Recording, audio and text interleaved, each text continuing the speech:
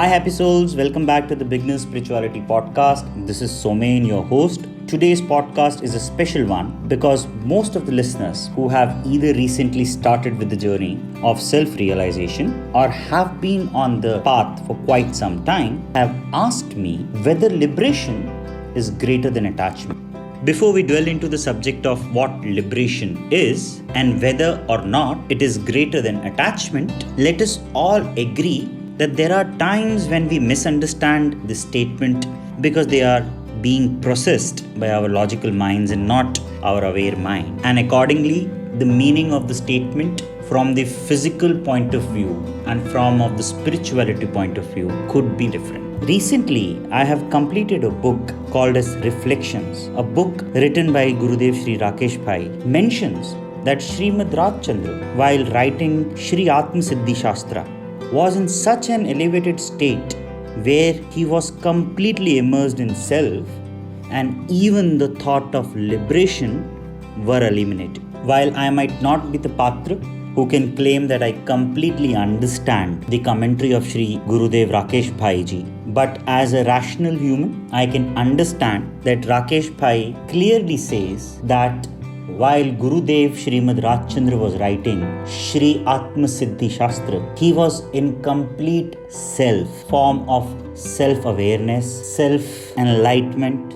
It is completely different from liberation. The textbook meaning of liberation is breaking or transcending the endless cycles of rebirth. Now, I have already said that a logical mind and an aware mind can give different definitions to various statements. Liberation talks about breaking the cycle of rebirth. The textbook definition of attachment is process of self-conditioning, a process of creating self-concepts, set of beliefs, a process when observer becomes observed, a process where we objectify ourselves is a process of attachment. The definition of self-awareness or self-realization, the process of fulfillment of our personal potential. It's a process by which we attain the knowledge of our true value or the highest self, much beyond the ego, the I. Do we remember ourselves as child? We all were fearless, willing to say yes to all adventures of life. We were all able to move smoothly from one expression and an experience to another because we never identified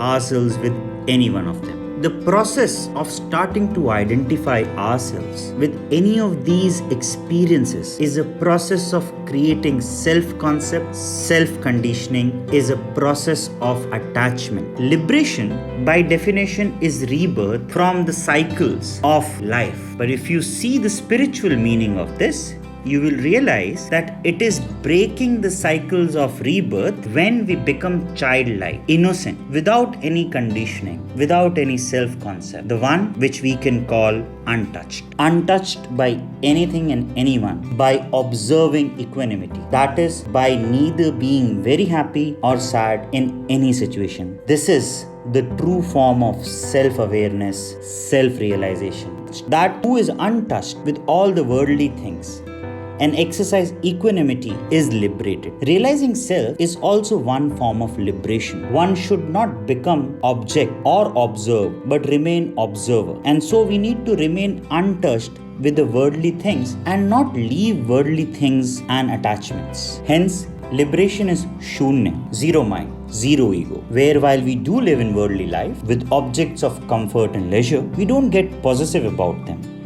We exercise equanimity, remain neutral to everything we may possess. Love and surrender are the only two purest truths of life. And the one who has these will never be possessed and will remain untouched. So, the truth is that self-awareness is more important than liberation. Liberation means being untouched, but it does not mean that it is greater than attachment. Liberation means attachment with worldly life, but with equanimity.